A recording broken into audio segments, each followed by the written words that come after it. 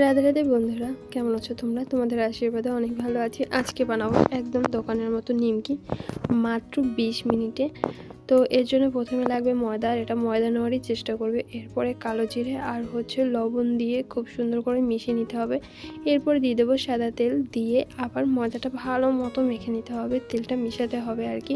যখন এই ময়দাটা হাতের মধ্যে একদম দলা পাকিয়ে যাবে, তখন বুঝতে হবে যে খুব সুন্দর করে মাখানো হয়ে গেছে। এরপর গরম জল দিয়ে ময়দাটা খুব ভালো মতো মেখে নেব।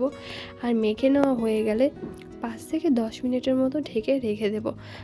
আমি কিন্তু 10 মিনিটের মতো ঢেকে রেখে দিয়েছিলাম। এখন বেলে নিতে হবে। আমি এক হাত দিয়ে ভিডিও করছি, আর এক হাত দিয়ে তো আর বেলা যায় না, যে কারণে এই যে অফ ক্যামেরা আমি বেলে নিয়েছি। দেখো, পাতলা করে বেলেছি রুটিটা, আর যতটা সম্ভব বড় করেছি।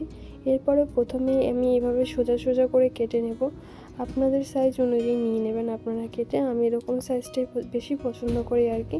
আর আমার মনে হয় এই সাইজটাই ঠিক আছে। এরপরে এই যে নিচ দিক থেকে আমি একদম কণাকণি করে আর কি অ্যাঙ্গেলে করে কেটে নিচ্ছি। আর দেখুন, একদম নিমকির সাইজ কিন্তু হয়ে যাচ্ছে।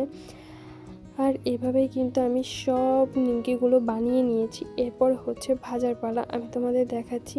আর যেভাবে কেটেছি এটা তোমরা অবশ্যই একটু ফলো করো, অবশ্যই তোমরাও পারবে। এরপর আমি কিন্তু কড়াইয়ের মধ্যে গরম করে রেখেছি তেল, ওর মধ্যে এই নিমকিগুলো দিয়ে দিচ্ছি। আর এই নিমকিগুলো না একটু পরেই ভেসে ওঠে, আর ভেসে ওঠার পরে কিন্তু একসাথে অনেকগুলো নিমকি ভাজা যায়। আর আমি এভাবেই ভেজে নেবো, তোমরা দেখতেই পারবে। আর এক হাত দিয়ে ভিডিও করছি, আর এক হাত দিয়ে ভেজে নিচ্ছি, তো একটু সমস্যা হয়ে যাচ্ছিলো আর কি। এরপরে এই যে দেখো, আমি ভেজে নিচ্ছি। তোমরাও চাইলে কিন্তু ঘরে বসে এভাবে তৈরি করে নিতে পারো, আর একদমই মুচমুচে হয়। তোমরা চাইলে এটার সাথে মশলাও ব্যবহার করতে পারো, মানে ভাজা হয়ে গেলে।